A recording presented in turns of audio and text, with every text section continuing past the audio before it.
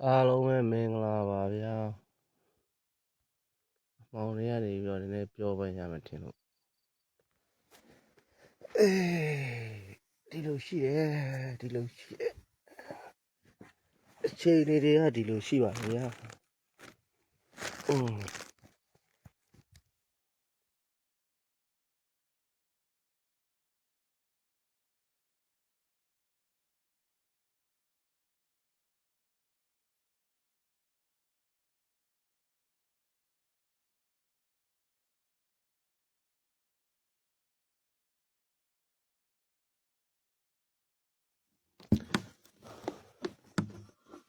အားလုံးပဲမင်္ဂလာပါလို့နော်သူတွေရှိလည်းမသိဘူးဘယ်သူတွေရှိလဲလို့အားလုံးပဲမင်္ဂလာပါဟိုရက်က BBN တွေကအရန်စိတ်ပြက်စရာကောင်းတော့ပြောချင်တာမပြောရတဲ့ပြဿနာဖြစ်အခုက BBN မကောင်းတစ်ချက်ကောင်းတစ်ချက်လေးမှနည်းနည်းလေးပြောမလားလို့အခုထိုင်းနိုင်ငံမှာတိုက်တိုက်ဆန်ဆန်ဖြစ်ပေါ်နေတဲ့အခြေအနေတွေနဲ့ပတ်သက်ပြီးတော့ပြောစရာလေးတွေ့လာလို့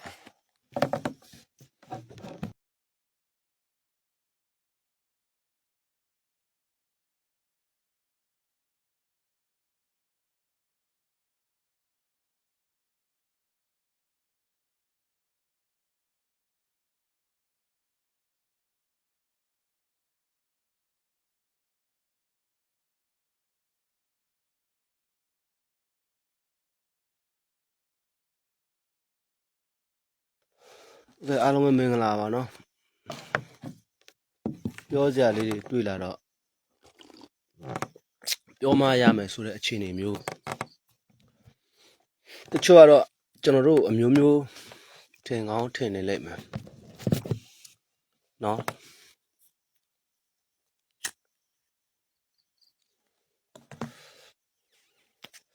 ထင်လဲထင်နေကြတဲ့လူတွေရှိပါတယ်ကျွန်တော်တို့အဓိကပြောချင်တဲ့အကြောင်းရင်းကတော့ဒီနေ့ကော်ရာစစ်ကြောင်းကစစ်ကြောင်းမှုဘူတာဘောကထိုင်းနိုင်ငံပြစ်ခတ်မှုနဲ့အတူ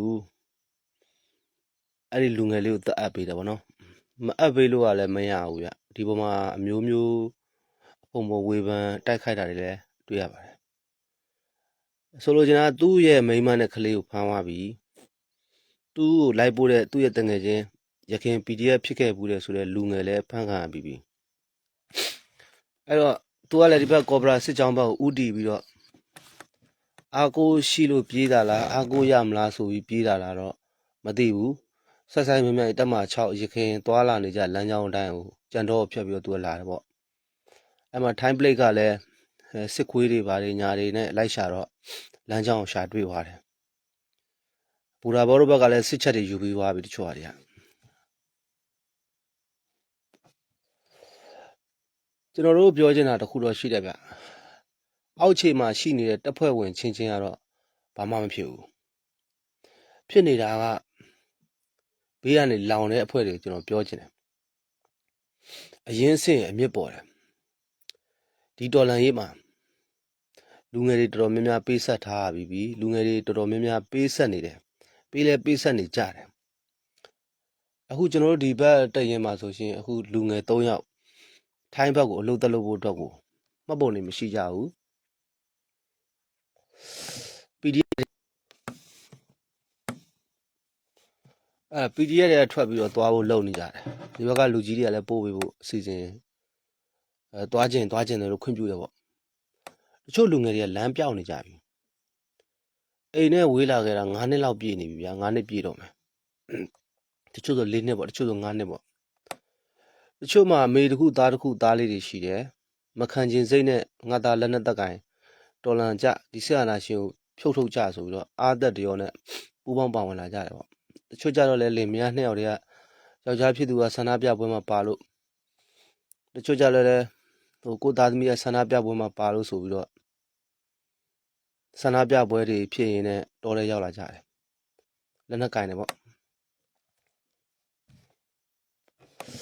ပထမတစ်နှစ်ထိကတော့ကျွန်တော်တို့နိုင်ငံဘာမှဖြစ်သေးဘူး2023နောက်ပိုင်းမှာ လူငယ်တွေကြားမှာပဋိပက္ခပြဿနာတွေပေါ်လာတယ်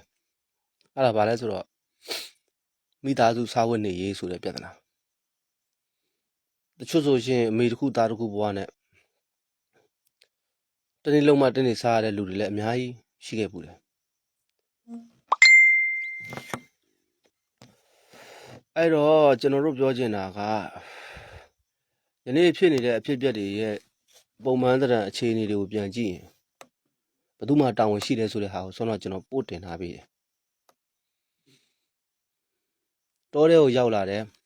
အဝတ်တစ်ထည်ကိုတစ်ခုနဲ့လွတ်တော်ကိုယ်စားလှယ်တွေရောအဲ့ရနေတော့ရှိသမျှအဝတ်စားတွေဂုတ်သိပ်ပြီးတော့တက်လာတဲ့လူတွေရောပို့တပုံကြီးပေါ့ဗျာအဲ့တော့လူငယ်တွေကဘာတွေဖြစ်နေကြလဲဆိုတော့သူတို့ရဲ့မျှော်လင့်ချက်မဲ့နေတဲ့အပေါ်သူတို့ယုံကြည်ရလမ်းတွေလျှောက်ကြတယ်ပတ်စံရှာကြဖို့သွားကြတယ်တချို့ကြတော့လဲ PDF တငယ်ချင်းတွေထဲမှာရွှေမရှိမျိုးမရှိတဲ့တော်တဲ့လက်နေတဲ့လူတွေရှိတယ်ဖုံးပေဖို့တော့မရှိကြဘူးတချို့ဆိုဖုံးတော့မရှိကြဘူးအဲ့တော့ဘာဖြစ်ဆိုတော့စိတ်ပြက်အားငယ်လာပြီးတော့လူငယ်တွေလမ်းပြောက်ပြီးတော့ထိုင်းနိုင်ငံမန်းဆောက်မြို့ကြီးတခိဆန်းနေတဲ့အချိန်မှာအလုပ်သွားလုပ်ကြတာ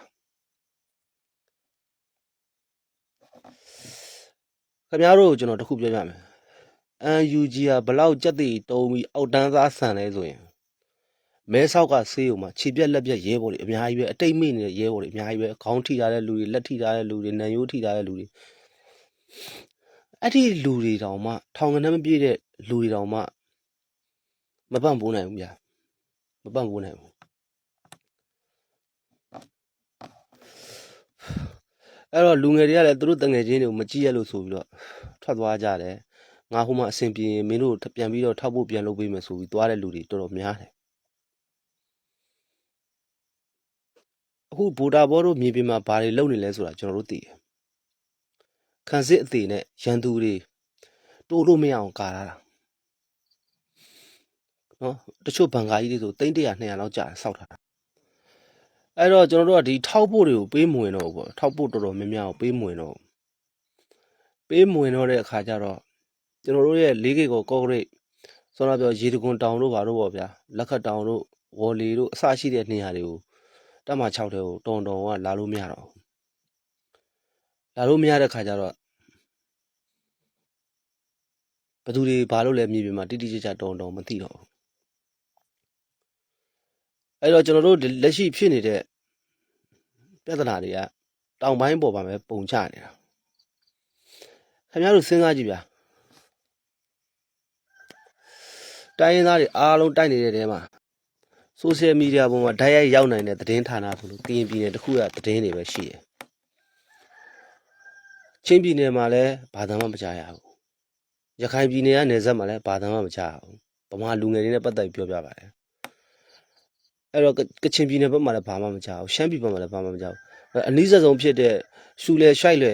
လွယ်လွယ်ကူကူရှာစားဖွေစားလို့ရတဲ့ဒီထိုင်းနိုင်ငံကိုမှီခိုပြီးတော့လောက်ကြတဲ့ပြဿနာကြောင့်မြန်မာနိုင်ငံပေါ်မှာရိုက်ခတ်လာတာတွေအများကြီးပဲကျွန်တော်ဟိုရက်ကသတိမပေးခင်မှာပဲပြဿနာပေါင်း16000တွေဖြစ်ပေါ်လာတယ်အဲ့တော့ကျွန်တော်တို့ပြောချင်တယ်တော်လန်ရေးဆိုတာညီညွတ်မှုတစ်ခုတည်းနဲ့တိဆောက်ရတာဖြစ်သလိုတော်လန်ရေးဆိုတာယုံကြည်မှုတစ်ခုတည်းနဲ့အဲ့ဒီယုံကြည်မှုတွေတော်လန်ယုံကြည်မှုတွေရည်မှန်းချက်တွေညီညွတ်မှုတွေနဲ့တိဆောက်မှတော်လန်ရေးအောင်မြင်တာကျွန်တော်တို့88တုန်းကတပ်ပေါင်းစုကြီးကအရန်အားကောင်းခဲ့တယ်အောင်မြင်ခဲ့တယ်အထိုက်လျောက်ပေါ့ရန်သူကနေတော့အဲ့ဒီအချိန်မှာသတင်းမီဒီယာတွေခင်မစားတဲ့အချိန်မှာပို့ပြီးတော့စီးရုံးကြတယ်ညီညွတ်ကြတယ်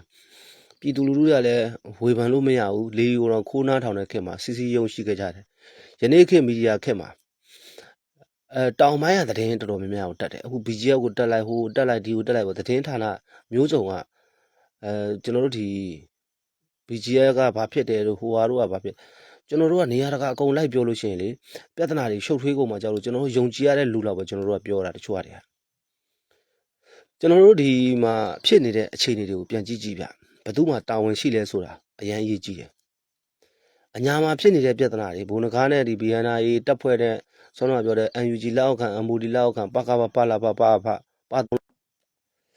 လူငယ်တွေကြားမှာယုံကြည်မှုတွေပြတ်ပြားအောင်ယုံကြည်မှုတွေအားနည်းအောင်ယုံကြည်မှုတွေရောအောင်အဖက်ဖက်ကလုံနေကြတာတွေအဲ့တော့မကောင်းဘူးယခုဗိုလ်တာဘောကဒီကောင်လေးကိုမအပ်ပေးဘူးဆိုရင်ပြဿနာအကြီးရှိတယ်ပြီးတော့တရားဥပဒေနဲ့ စိုးမိုးမှုနဲ့ပတ်သက်ပြီးတော့သက်ဆိုင်ရာတိုင်းရင်းသားတွေကပူးပေါင်းဆောင်ရွက်တယ်ဆိုတာကိုသိစေချင်တာပြီးတော့ထိုင်းဘက်ကအပူတပြင်းဖြစ်နေတဲ့လက်တလောဖြစ်နေတဲ့အဖြစ်အပျက်ကိုဖြည့်ရှင်းပေးတယ်ပူးပေါင်းဆောင်ရွက်တယ်ဆိုတာကလည်းအကြောင်းတွေရှိတယ်ကျွန်တော်တို့မြန်မာနိုင်ငံသားတွေခံနေရတဲ့ဟာတွေအကုန်လုံးဘယ်တန်ယုံကဘယ်အဖွဲ့အစည်းကမှ statement တစ်ခုမှမထုတ်ဘူးတူဦးချင်းတယောက်ချင်းပုဂ္ဂိုလ်တူဦးချင်းတယောက်ချင်းကဒါလည်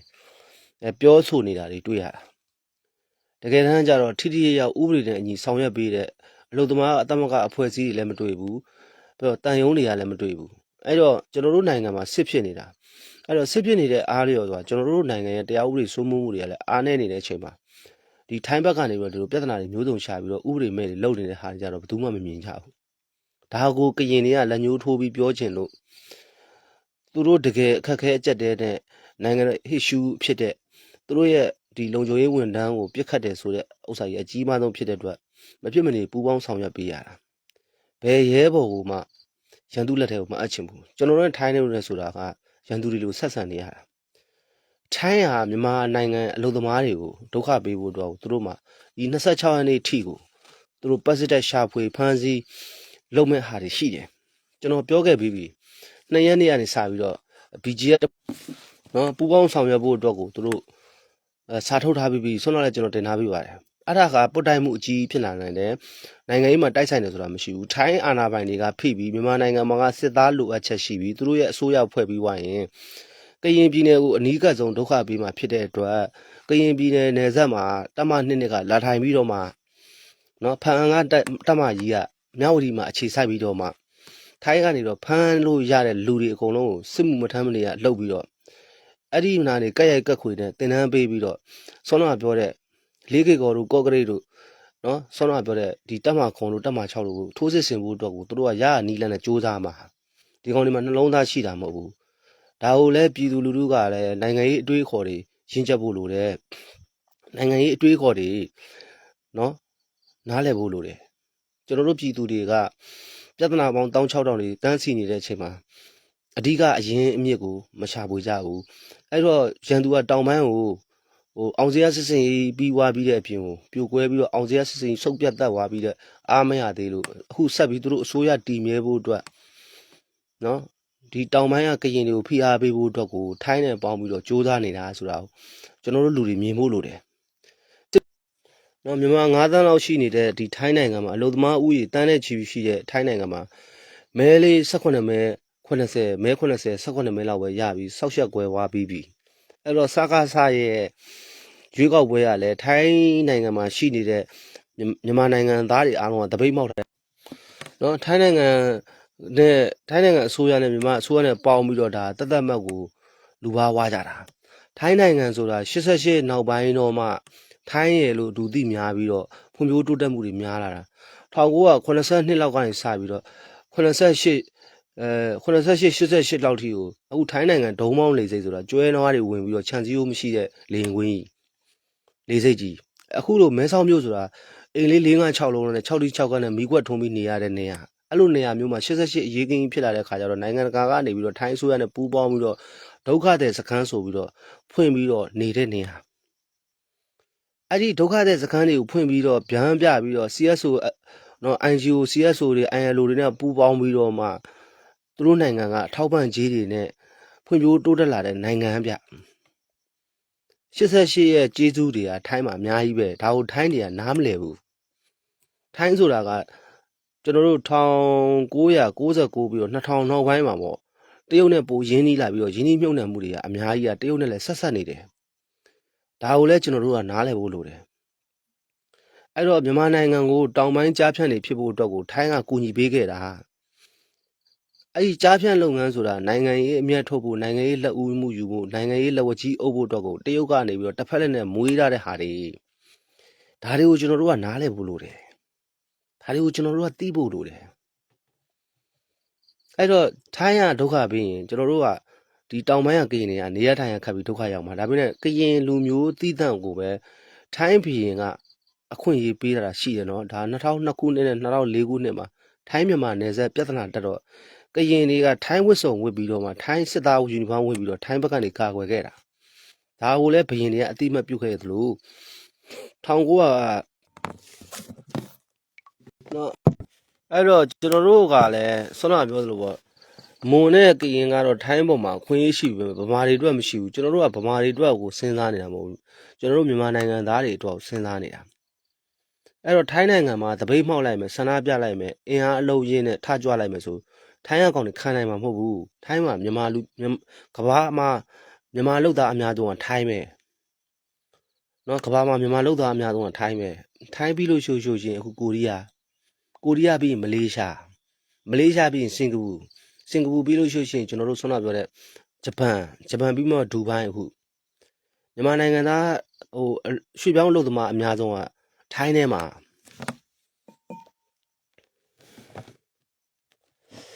အဲ့တော့ထိုင်းလုပ်ငန်းရှင်ကြီးတော်တော်များများကအစိုးရနဲ့ပတ်သက်တယ်အဲ့တော့ထိုင်းလုပ်ငန်းရှင်တွေအလုပ်ငန်းတွေရပ်တန့်သွားအောင်လုပ်ဖို့ဆိုလို့ရှိရင်ကျွန်တော်တို့မြန်မာနိုင်ငံသားတွေ3လလောက်တပိတ်မှောက်ဆန္ဒပြလိုက်ပြီးအဆက်ယုံတွေမှာအလုပ်မလုပ်ဘူးဆိုရင်ထိုင်းအစိုးရပြဿနာတက်နိုင်တယ်ထိုင်းလုပ်ငန်းရှင်တွေနဲ့ပူးပေါင်းပြီးတော့အဲ့တော့3လလောက်ဘာလို့ကျွန်တော်ခန့်မှန်းလဲဆိုတော့စက်ယုံတယုံရဲ့ GDP နဲ့သွင်းကုန်ထုတ်ကုန်က3လကြိုပြီးတော့စုဆောင်းရတယ်အဲ့တော့ကျွန်တော်တို့ကပြောချင်တာကဒီဘူတာဘောလုပ်လိုက်တဲ့ကိစ္စကိုတချို့หนีပိတ်တွေအလူခံပုံကိုယ်တွေကဆဲလိမ့်မယ်ကျွန်တော်တို့ကဆဲစရာအကြောင်းမရှိဘူးဘာလို့ဆိုတော့ထိုင်းမှာမဲစရိုက်ဆက်ဆန်လုပ်နေတဲ့ဟာတွေကိုကျွန်တော်တို့ဒီ KNU ကလက်မခံပါဘူး KNL တပ်ဖွဲ့တွေကလည်းဟိုလက်မခံပါဘူးဆိုတဲ့ဟာကိုပြချင်တာနောက်တစ်ချက်ကကျတော့ထိုင်းရဲ့တရားဥပဒေစိုးမိုးမှုတွေကိုဒီနယ်စပ်မှာရှိတဲ့ကရင်လူမျိုးတွေကပူပေါင်းဆောင်ရွက်ပါတယ်ဆိုတဲ့ဟာကိုပြချင်တာအဲ့ဒါအဖြစ်ပဲ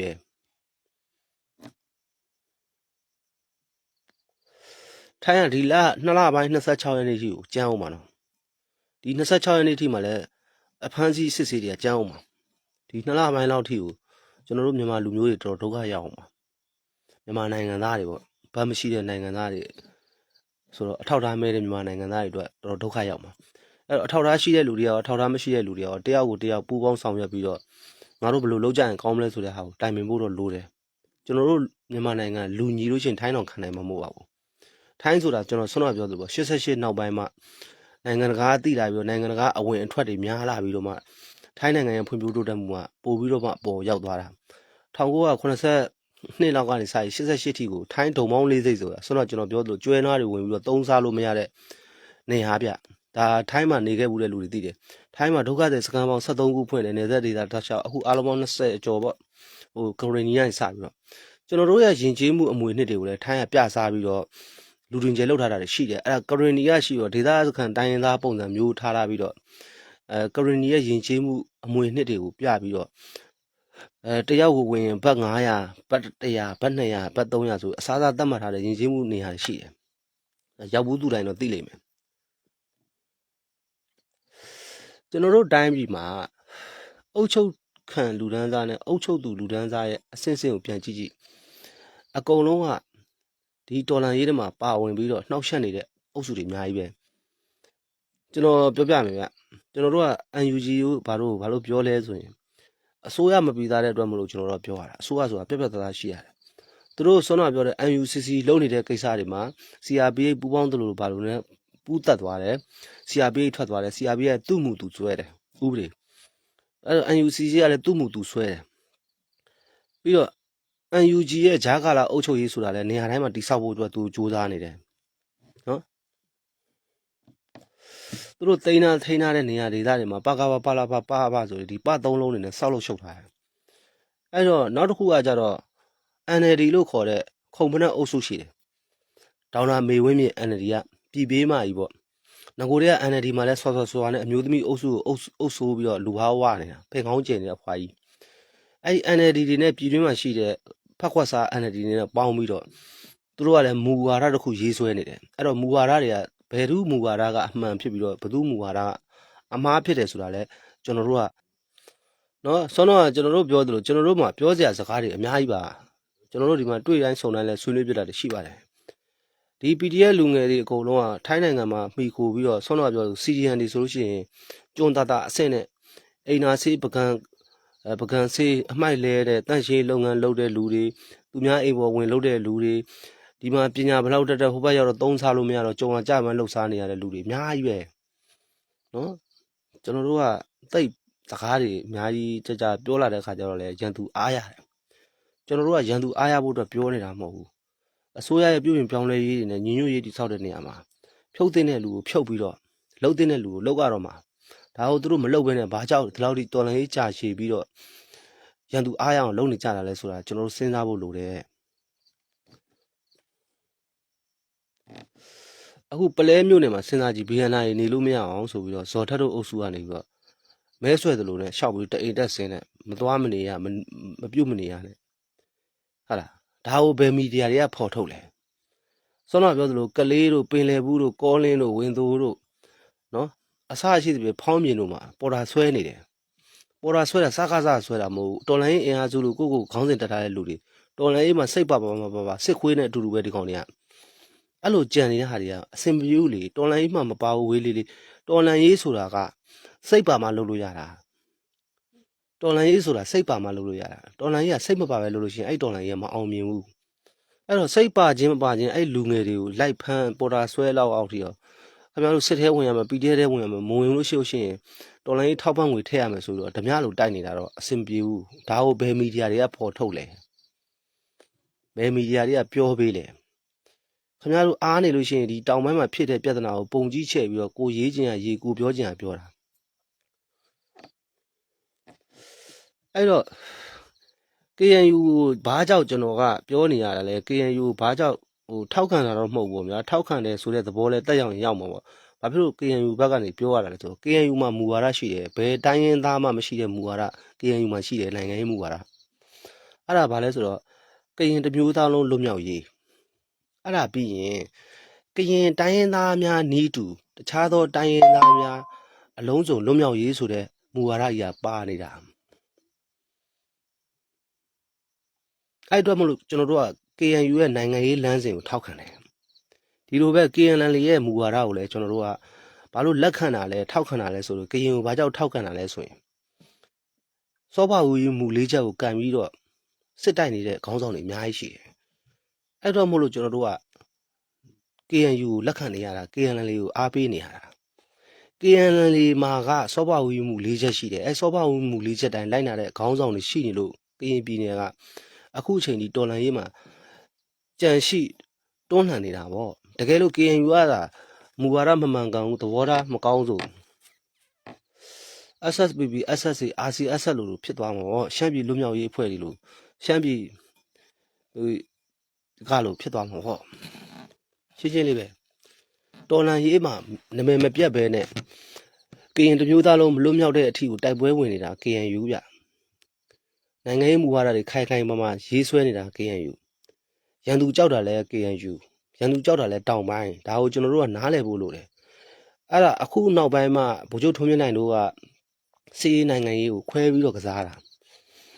နော်ဗိုလ်ချုပ်ထွန်းမြင့်နိုင်တို့အုပ်စုကကျွန်တော်တို့ဒီကရင်မှာဆိုကိုကျော်ဟန်ရှိတယ်နော်အိန္ဒိယနယ်စပ်မှာဆိုခိုင်သူခတို့အုပ်စုရှိတယ်ဗိုလ်ချုပ်ထွန်းမြင့်နိုင်တို့စောနာပြောတဲ့ဗိုလ်ချုပ်ညိုထွန်းအောင်တို့ဆိုတာရှမ်းပြည်မြောက်ပိုင်းမှာရှိနေတယ်မြေပြင်မှာတကယ်ရှိနေတဲ့လူတွေမြေပြင်ရဲ့အကြောင်းကိုနားလည်ပြီးတော့တိုင်းရင်းသားတွေနဲ့မဟာမိတ်ဆက်ဆံပြီးတော့တိုက်ပွဲဝင်နေတဲ့အာရခတက်တော်ရခိုင်ဒါတွေကိုကျွန်တော်တို့ကနားလည်ဖို့လိုတယ်ကျွန်တော်တို့ကစကားတွေအများကြီးမပြောချင်လို့သာငြိမ်နေတာရှိတယ် CDN ပတ်စံဒေါ်လာ9သန်းခွဲကိုဗျာ CRPH ကခေါင်းဆောင်ပြီးတော့ဒေါ်ဖြူဖြူသင်းတို့အုပ်စုပေါ့ဗျာဥအောင်ကျင်းတို့အုပ်စုပေါ့ဗျာ NUG ကဘာကြောင့်ကျွန်တော်တို့ကပြောရတာလဲဆိုတော့ငွေတစ်ခုတည်းမှတ်နေတဲ့တော်လှန်ရေးဖြစ်နေလို့ကျွန်တော်တို့ကပြောရတာအဲ့တော့ CDN ပတ်စံဒေါ်လာ9သန်းခွဲဘယ်ရောက်သွားလဲလို့မေးတဲ့ခါကျတော့ဟိုတသန်းဒီဟိုတသန်းဟို3သန်းဆိုပြီး9သန်းတော့အလီပိုင်ပြတယ်ကျန်တဲ့4သန်းခွဲကအလီပိုင်မပြနိုင်ဘူးဒါတစ်ခုထားအဲ့ဒါ CDN ပတ်စံနဲ့တော်လှန်ရေးစလာပြီးတော့မှ CDN တွေကိုစောစောကားကားမောမောကားကားတွေလုပ်တယ်နောက်တစ်ချက်ကကြတော့ကျွန်တော်တို့တော်လှန်ရေးရန်ပုံငွေတွေတန်းနဲ့ချီပြီးတော့ရတဲ့ပတ်စံတွေဘယ်ရောက်သွားလဲကျွန်တော်တို့မေးနေတာအဲ့ဒါတွေမေးတာဘာမှကကြီးကပထမဂျိုးပိုင်နဲ့လက်ထက်မှာပေးဖို့တိုင်းရင်းသားတွေဘက်ကကန့်ကွက်တဲ့အခါကျတော့အဲ့ပတ်စံမရဘူးအခုဒေါ်လာ21သန်းဆိုတာဘိုင်နယ်လက်ထက်ကဟာထရန့်ကလက်မှတ်ထိုးမှရမှာလွတ်တော်ကဘလို့အတီးပြဒါမဆိုင်ဘူးထရန့်ပေးမှရမှာကိစ္စထရန့်ဆောက်ယူအမျိုးသားရေးသမားသူ့အမျိုးသားရေးအကျိုးစီးပွားအတွက်ပဲသူစဉ်းစားတဲ့လူ အဲ့တော့ရှင်းရှင်းလေးပဲကမ္ဘာနိုင်ငံကြီးကကျွန်တော်တို့မြန်မာပြည်ကိုမကြည့်ဘူးစိတ်လည်းမဝင်စားဘူးနော်စိတ်လည်းမဝင်စားဘူးအဲ့တော့အမေရိကန်ကိုထောက်ခံစရာလည်းမလိုဘူးအားကိုးစရာလည်းမလိုဘူးကိုအားကိုပြီးသွားရမှာကျွန်တော်တို့ရဲ့ခဲယမ်းလက်နက်ကြီးစံတွေအားလုံးကိုထိုင်းထောက်လန်းရေးစစ်ဘက်ဆိုင်ရာထောက်လန်းရေးအရက်ဘက်ဆိုင်ရာထောက်လန်းရေးတွေကမသိစအောင်ဆောင်ပြီးတော့ဒီဘက်ကန်းကိုရောက်အောင်ပို့ပေးပြီးတော့တိုက်ပွဲဝင်လို့ရအောင်လုပ်ပေးတယ်ထိုင်းစစ်တပ်ကလုပ်ပေးနေတာထိုင်းထောက်လန်းရေးကမသိစအောင်ဆောင်ပေးတာတချို့ဟာတွေကဒါတွေကိုလည်းကျွန်တော်တို့ကနားလည်ဖို့လိုတယ်ကျွန်တော်တို့မှကြည်စံမထုတ်နိုင်သေးဘူးအဲ့အတွက်ကျွန်တော်တို့မှစစ်ခွေးတွေရှီရရလာတဲ့တနတ်တွေတော့ရှိတယ်စစ်ခွေးကြည်လည်းကျွန်တော်တို့မှမထုတ်နိုင်သေးဘူးဒါကိုလည်းကျွန်တော်တို့ပြည်သူတွေသိဖို့တော့လိုတယ်555စစ်ကြည်နေဆက်မှာဝင်4500ပဲရှိတယ်ဒီကိုရောက်ရင်6500ဖြစ်တယ်ဒါ KNU နဲ့မြို့ဝဲရှိသေးတယ်နော် KNL နဲ့မြို့ဝဲရှိသေးတယ်အညာကိုရောက်ရင်1000ဝဲဖြစ်သွားတယ်ကျွန်တော်တို့မှကြည်စံထုတ်တဲ့စက်ရုံမရှိဘူးဖြစ်နေတယ်လက်နက်ကတော့ပေါ်ပါတယ်လက်နက်ကရန်သူရှိရရတဲ့လက်နက်1000နဲ့ချီတာပဲဒါပေမဲ့ကျွန်တော်တို့မှကြည်မရှိလို့ရှိရင်အဲ့တနက်ထဲလည်းပြစ်လို့မရဘူးဒါကိုလည်းကျွန်တော်တို့ကကောင်းကောင်းနားလည်ဖို့လိုတယ်အဲ့တော့မြန်မာနိုင်ငံရေးသည်အရန်ကိုခက်ခဲပြီးတော့အရန်ကိုကြမ်းတမ်းပြီးအရန်ရုပ်မှရက်ဆက်နိုင်ငံရေးတော်လှန်ရေးဖြစ်တယ်ဒါကိုနားလည်ဖို့လိုတယ်အဲ့တော့ကျွန်တော်တို့အခုပြောချင်တာတော့ဘူတာဘောလောက်ရက်ကမှန်တယ်ဘာလို့ဆိုတော့ဘူတာဘောလောက်ရက်ကမမှန်ဘူးဆိုရင်ဘူတာဘောကဒါအဲ့ဒီကောင်လေးကိုတလားငဲ့ညာပြီးငဲ့ပြီးတော့ဒါကိုရဲဘော်ဟောင်းမယ်ဆိုပြီးစစ်သားစိတ်နဲ့ထားမယ်ဆိုရင်ဆောင်းတော့ပြောတယ်ထိုင်းလက်ထက်မှာမိနေတယ်သူ့မိသားသူ့ရဲ့မိန်းမနဲ့ကလေးလည်းဒုက္ခရောက်မှာဖြစ်တယ်လို့ဘာမှမဆိုင်တဲ့မိသားစုပေါ့နော်မိန်းမနဲ့ကလေးကိုဒုက္ခရောက်မှာဖြစ်တယ်လို့သူနဲ့သူ့ကိုကယ်ရီလိုက်ပို့တဲ့ဆိုင်ကယ်သမားကလည်းမိထားတာဖြစ်တဲ့အတွက်မလို့မဖြစ်မနေဒီကောင်ကလည်းဒီကိုပြေးလာတန်းတန်းမပြေးလာတယ်ဆိုတာကိုထိုင်းစစ်တပ်ကသိနေတယ်ထိုင်းထောက်လန်းရေးကလည်းသိနေတယ်ထိုင်းရဲတပ်ဖွဲ့ကလည်းသိတဲ့အတွက်မလို့မဖြစ်မနေအကူအပ်ပေးရမယ့်အခြေအနေမို့လို့သူ့ကိုစစ်မေးစရာရှိတာစစ်မေးပြီးတော့အပ်ထားတာဒါဆိုဒီကောင်လေးကိုလက်နက်ပို့ပေးတဲ့လူကဘာတူလဲပို့ခိုင်းတဲ့လူကဘာတူလဲနံပါတ်1ဒီကောင်လေးကရောဘယ်နှကြိမ်တော့ပို့တာဘူးလဲဘာကြောင့်ဒီလိုမျိုးဥတီချက်ရှိဒီဘက်ကိုပြေးလာတာလဲစဉ်းစားကြတယ်အများကြီးပဲဒီလိုမျိုးထိုင်းနိုင်ငံရဲ့မတိမငြိမ်မှုတွေတရားဥပဒေစိုးမိုးမှုမဲ့နေတဲ့ကိုယ်နိုင်ငံသားတွေပေါ်မှာရဲဆက်ရုံမှာကြမ်းတမ်းပြီးတော့လုပ်နေတဲ့လူတွေအတွက်ကိုကျွန်တော်တို့ကထိုက်တဲ့တောင်းဆိုမှုတွေလုပ်ဖို့အတွက်ဆိုဒီလိုမျိုးအပေးယူတော့ရှိရမယ်နောက်ဆုံးကျွန်တော်တို့အဲ့လိုမျိုးအပေးယူမဟုတ်ဘူးဆိုရင်တော့မှဒီကောင်လေးကိုထိန်းသိမ်းထားတယ်ဆိုရင်ကျွန်တော်တို့နော်တေးပေါ်ထားနဲ့မာနယ်ဘလောကျသွားတဲ့ကိစ္စကထိုင်းစစ်တပ်နဲ့မြန်မာစစ်တပ်နဲ့ပေါင်းပြီးတော့မှနောက်ကျောကနေထိုးခံရတာအဲ့ဒါကြောင့်မို့ကျွန်တော်တို့ဒီတော်လန်ရေးမှာနေဆက်စကန်တွေအားလုံးကို KNU ကရအောင်သိမ်းတာ KNL ကဒါကိုလည်းစစ်ရဲ့သဘောတရားကိုနားလည်ဖို့လိုတယ်ကျွန်တော်တို့ကအဲ့လိုမျိုးမပူပေါင်းမဆောင်ရွက်ဘူးဆိုရင်ထိုင်းစစ်တပ်ကဗမာစစ်တပ်နဲ့ပေါင်းပြီးတော့ကျွန်တော်တို့နောက်ကျောစကန်နော်အဲ့ကြရင်ကျွန်တော်တို့ကရင်ရဲ့တော်လန်ရေးကလည်းကရင်ပြည်နယ်မှာပဲဒစ်လဲနေမှာရှေ့ဆက်လို့ရမှာမဟုတ်ဘူးဒါကိုလည်းကျွန်တော်တို့နားလည်ဖို့လိုတယ်နော်နောက်တစ်ချက်ကကြတော့အခု DKB တို့ PC တို့ BGF တို့နဲ့ပူးပေါင်းပြီးဆောင်ရွက်မယ်ဆိုလို့ရှိရင်လည်းသူတို့အနေနဲ့ကလက်ဦးမှုယူပြီးတော့နော်လှုပ်ဆောင်ဖို့တွေရှိနေတယ်ဒါကိုကျွန်တော်တို့သိထားဖို့လိုတယ်အဲ့တော့ကျွန်တော်တို့ဒီလက်ရှိဖြစ်ပျက်နေတဲ့အခြေအနေတွေကျွန်တော်တို့နိုင်ငံသားတွေစီစီရုံညီညွတ်နဲ့လုံးမရတယ်လို့တော်လန်ရေးအောင်မြင်ဖို့ရန်သူကကျွန်တော်တို့ကြာဆုံးဖို့ရန်သူကြာဆုံးဖို့ရန်သူအားရောဖို့ဆိုရင်ကျွန်တော်တို့ပြည်တွင်းကတော်လန်ရေးသမားတွေကလည်းအညာဒေသအထူးသဖြင့်စီစီရုံညီညွတ်လို့ရှိဖို့အရန်လိုအပ်နေပြီအဲကြောင့်ထိုင်းမှာရှိတဲ့ကျွန်တော်တို့မြန်မာနိုင်ငံသားတွေကလည်းတဦးနဲ့တဦးနဲ့ဖေးမှပြီးတော့ကောင်းမွန်တဲ့အကြံဉာဏ်တွေနဲ့ကျွန်တော်တို့ကထိုင်းအားလုံးကျေးဇူးတင်တယ်ကျွန်တော်တို့ဒီဥစ္စာကိုကျွန်တော်တို့ကမီဒီယာတွေကပြောလာတဲ့ခါကျတော့စောက်ဘူးနာကန်တွေဘာမှမစင်စားတဲ့မိတဲ့လူတွေကလိုင်းပေါ်မှာတက်អော်နေမှာကြောက်လို့ဒါကိုကျွန်တော်ကပြောပြပေးတာကျွန်တော်ပြောတဲ့ထဲမှာမှားတာပါတယ်မင်းကကဖားရပါဖြစ်နေပါတယ်ဆိုရင်အချက်လက်နဲ့ကျွန်တော်ကိုထောက်ပြီးတော့ပြောပြနိုင်တယ်ကျွန်တော်ပြောရတာရှင်းရှင်းလေးပါ